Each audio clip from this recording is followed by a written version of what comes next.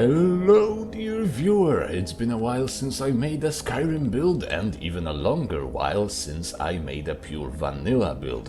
But it is time to check if I can still do something interesting with the unmodded game. Also, this is intended as a part of a character building event over at the Skyforge, and by the rules of that event, I am not allowed to tell you what character this build is based on. It has a direct inspiration in one fictional universe, and who knows, maybe you can guess what the source character is.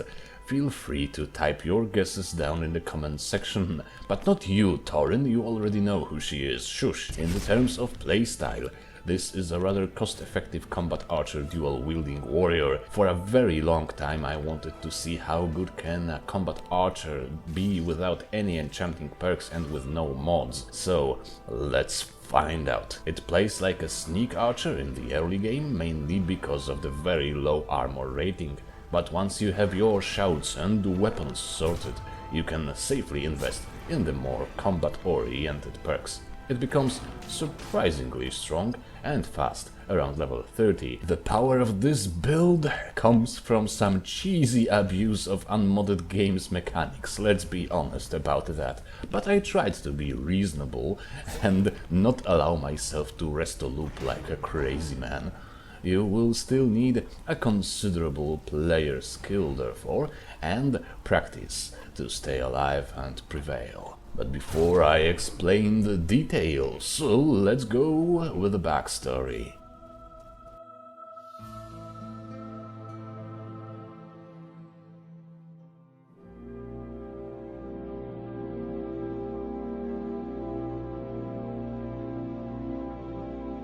You hail from Valenwood, born and raised in the wilderness, from the very young age a member of the Elden Grove Guardians, traditionally employed by the rulers of Falinesti. You and your fellow Guardians patrol the woods and protect the grove like any woodland ranger band. You are known for swiftness, stealthiness, and heroic deeds. You love this way of life.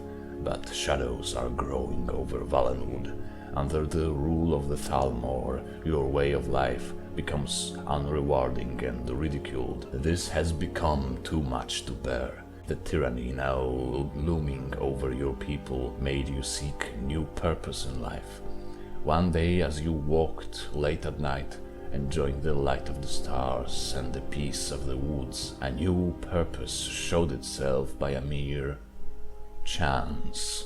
You met a band of Nordic mercenaries from Skyrim.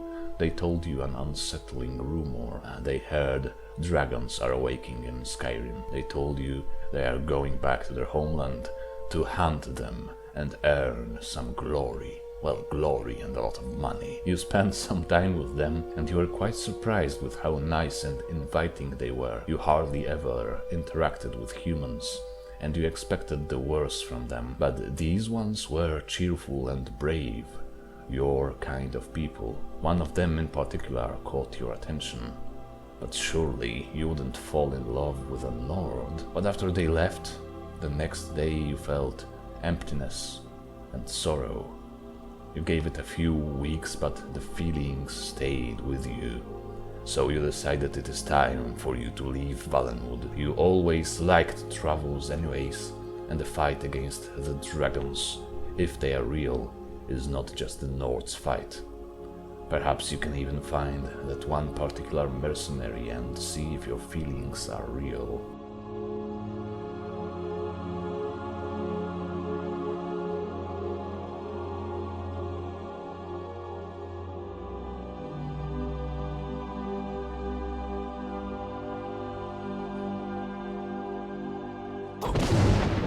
Okay, lovely. This wonderful protector of the grove enjoys open combat, long walks under the stars, and fending off various evil monsters. She is rather impetuous, so we will need some tools to make her prevail in combat with little to no armor, no enchanting, and very, very few magical abilities. Hence, you will need the ability to move a lot and fast around the field of battle. Go for heavy stamina investment in the early game. when you still have to rely on sneak, and before the game starts throwing rogue deathlords at you. After you accrue 250 points of stamina, you switch to 50-50 spread between the two attributes. After 300 stamina, you can go full on health. We will use the Lord Stone because it is best suited to remedy the main weaknesses of the build, which are low armor rating and no item slots for magic resistance. It will also help you depict the strong will and unyielding nature of this character. We will complement it with Agent of Mara quest ability, bringing magic resistance up to 40%. You will kill the mages very quickly anyway, so I doubt you will ever need more than that. Agent of Mara and the related quest also fits the roleplay quite well, as finding this one Nord you might have some romantic feelings for is one of her motivations to leave home and go to Skyrim. The race for this one is the Bosmer, and it's a pure roleplay decision. If you want to max out the build's effectiveness, you may want to go for a high elf, or maybe even a Breton, but then the backstory won't really fit. Your combat style will depend mainly on archery, one-handed and sneak skills. In the archery tree, you should take 5 ranks of overdraw, 1 unavoidable rank of critical shot, and everything else but a bullseye. You might want to invest 1 point in steady hand, as well as her combat style depends so much on quick reflexes and precision. It's not necessary, but it suits her well. In sneak you need 3 ranks of stealth and then every other perk. Both archery and sneak should be of top priority early game. Later on, however, Silent Roll paired with Critical Charge, Zephyr and Elemental Fury Shout will change your combat technique a lot. You will also need the Predator's Grace boots, which are the main reason why you don't need any more than 3 ranks in stealth. Having a full muffle effect and just some very lightweight bracers makes you almost undetectable as long as you remain in shadows and fire your arrows from a safe distance. Later in the game you will cheese the Shadow Warrior perk to great extent, so with a brief invisibility you won't need stealth ranks for close kills neither. In one-handed, try to get all the ranks of Armsman as soon as you qualify. Critical Charge will also be a magnificent addition, especially with Silent Roll, Dual Fury and Elemental Fury Shout. You see, if you have both your daggers equipped and the shout is active, you can perform an incredibly fast forward power attack with your right hand, which will count as a double crit, sneak attack if you are hidden, and can be used to escape and dodge attacks if you are detected. Neat stuff. Your armor rating will be a bit underwhelming, but it's not a reason to not build it up a little with 5 ranks of Agile Defender.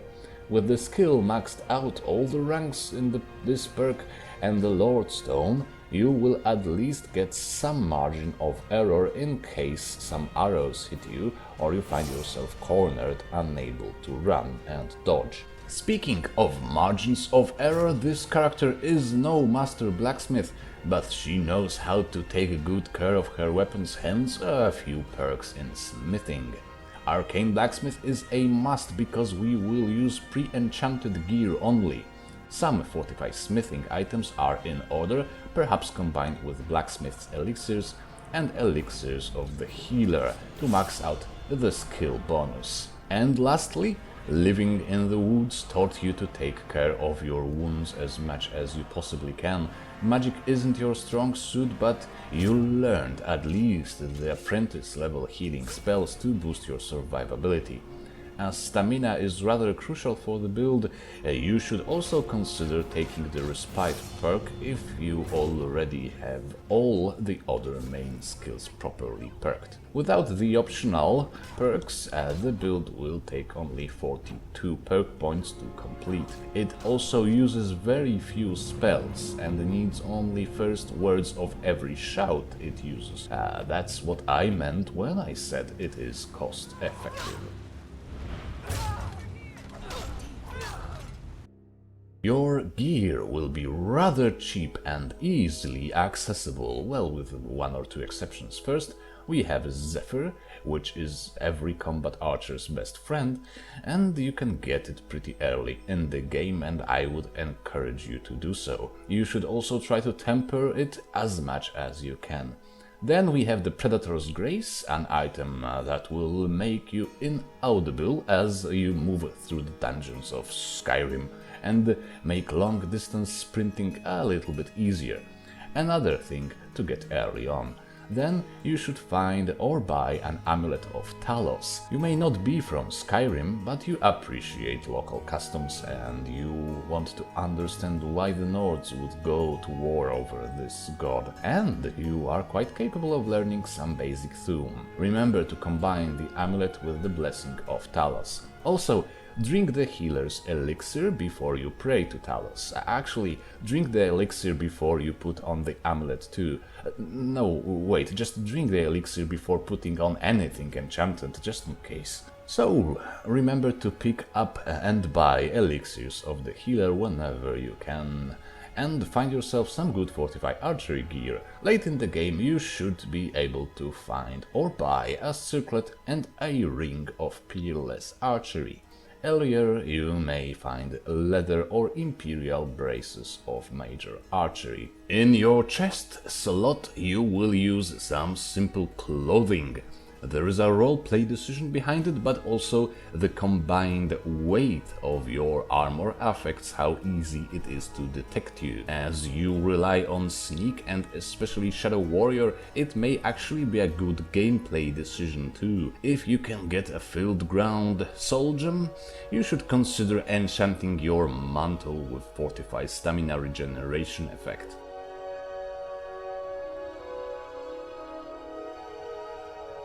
As mentioned, you will only need 1 or 2 apprentice level spells. This character may sometimes need assistance from followers, especially if you are after a dragon, so the Heal Other spell may be nice to have. As far as shouts go, Elemental Fury will be your best friend. You should get it ASAP. It will enable your main combat techniques apart from the archery based ones. Also, if you buff your Blessing of Talos and the Amulet of Talos effects with the Elixir of the Healer, you will pretty much get infinite use of the shout.